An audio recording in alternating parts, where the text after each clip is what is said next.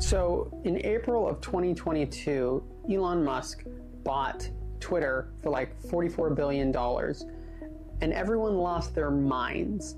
And at that time, Tesla was trading at about $340 a share. And by Christmas, it was down to like 120.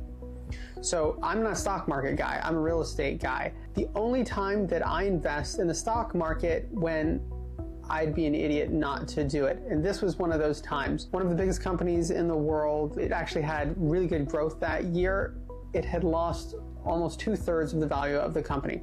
That's dumb. Basically, people thought Elon Musk was being a meanie by buying Twitter. And so people went, I don't like this guy, I'm selling his stock. Well, good, I'm gonna buy it at $120. So I kept it for a couple of years.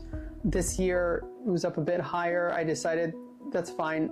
I'm gonna just put on a limit for it to sell at 300. So whenever that happens, I'll make some money, and that's the end of it. So then Trump was elected, and Elon Musk had put a ton of effort to try to help get Trump elected. So people went, oh man, Tesla is gonna go through the roof because Donald Trump's gonna help Tesla do well or whatever. So Tesla price screams up, my stock sells at 300. I went, okay, this is good, but here's the thing. 2 days later is at 350. So I felt stupid that I hadn't waited longer. That right there is pretty common experience in stocks. People are trying to time it, like what day to buy, what day to sell. Oh my gosh, if I would have sold a week earlier, a week later, I could have made an extra $10,000 or $100,000 or 15% or whatever. Take those same numbers and think about real estate. That will never happen.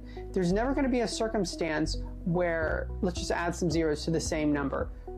Let's say that you had an opportunity to buy a house at $340,000 and the person who lived there was like a jerk or something like that, or something happened. There's no circumstance where you're going to be able to buy it 6 months later for 120, and there's definitely no chance that 2 years later, depending on who becomes a president, that it's going to get to $350,000, and if you pick the wrong day to buy or sell, that it's going to be the difference of $50,000. That is the constant insanity of the stock market, and it is something that never, ever, ever happens in real estate. This is something I have to get across to all the people that come to me who compare the two. Real estate and the stock market are so different. Wild shit happens all the time in stock market. Real estate, it's wonderfully boring.